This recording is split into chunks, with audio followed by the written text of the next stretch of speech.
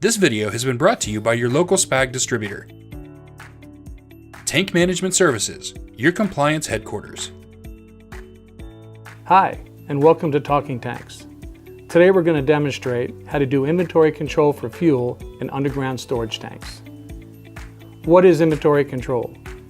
It is a month of accounting of fuel inventory for a UST that is completed every month.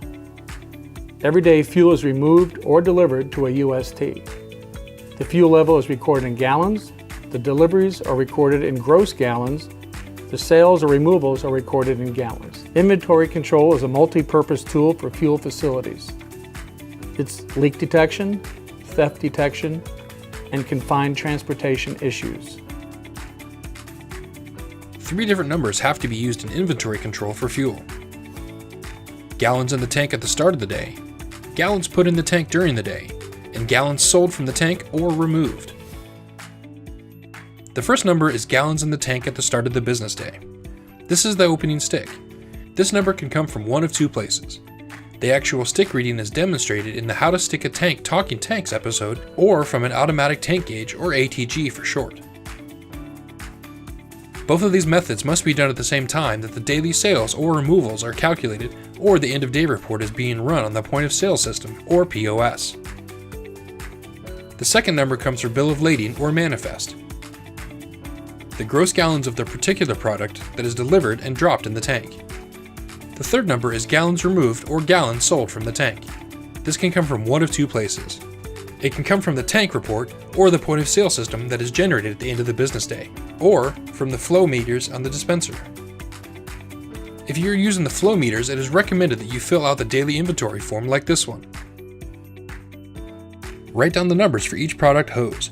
Add these numbers. Now subtract yesterday's hose total from today's hose totals. That is your sales for the day. Now let's look at the parts of the inventory control worksheet. The worksheet that you use needs at least 8 columns. The first column is the date. It can be as simple as the number 1 for the first day of the month.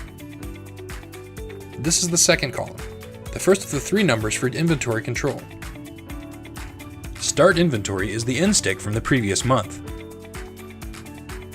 The number comes from one of 2 places, the actual stick reading or from an automatic tank gauge, or ATG for short. The third column for our spreadsheet is the second number needed for inventory control, the gross gallons put into the tank. This number comes from manifest or bill of lading.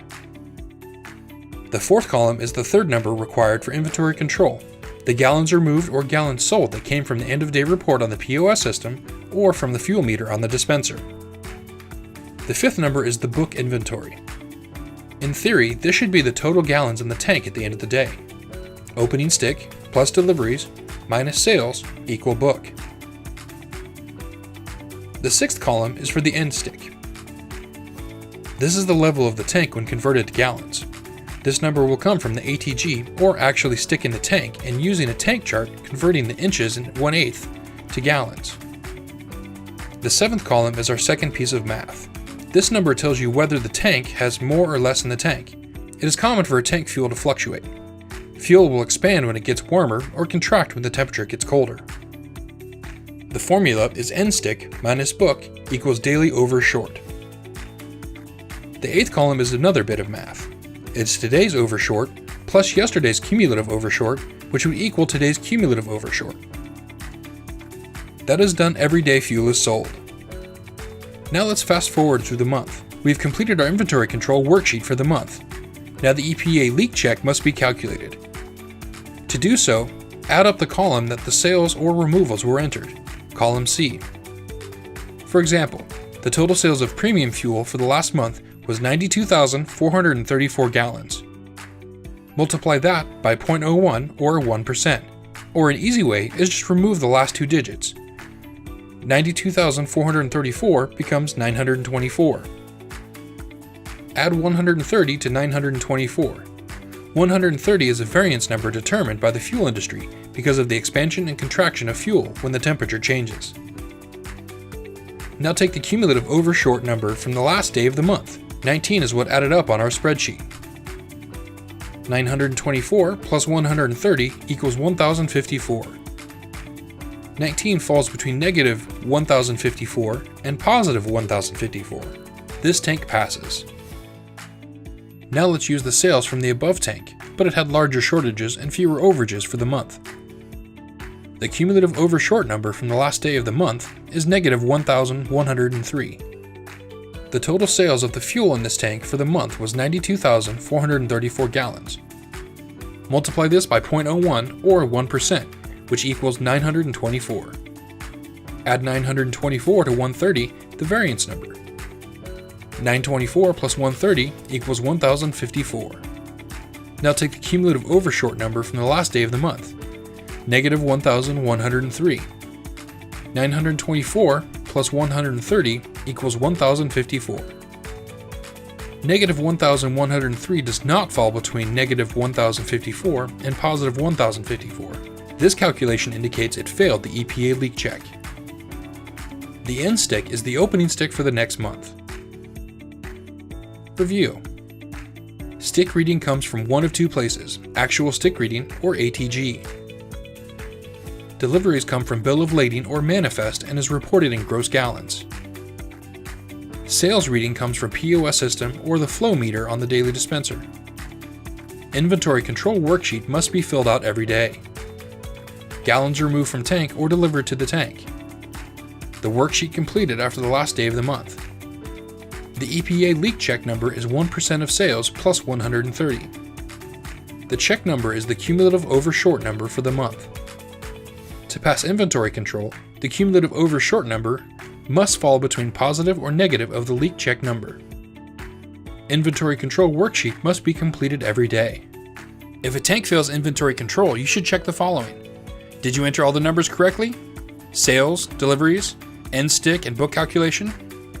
Were the deliveries entered on the right day, or at all?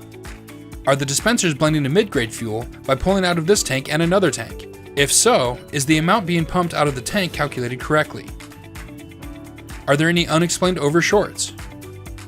If you find any errors, correct them and recalculate the EPA leak check. If this tank fails 2 months in a row, contact the regulator of the state the tanks are in and inform them of the inventory status of the tank. I hope this was helpful.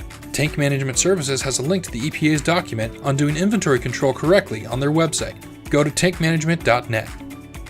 Click on SIR on the left side of the page. The link is in the toolbar just to the right of My Fuel Tank login link. In Kansas, KDHE requires an annual inventory control summary as well as a copy of December inventory control report in order to get your next year's permit. The annual inventory control form that is required for this report is sent to the facility owner in November or December for the next year. It requires you to log the following each month. Total gallons pumped, the EPA leak check, 0.01% of the gallons pumped plus 130. Total overshort. Leak check status, pass or fail. This is the same information you calculate when you have completed your monthly inventory control report. After December has been completed, you need to list the month with the most gallons pumped and number of gallons that were pumped that month. It is best practice to fill this form out after each month has been completed.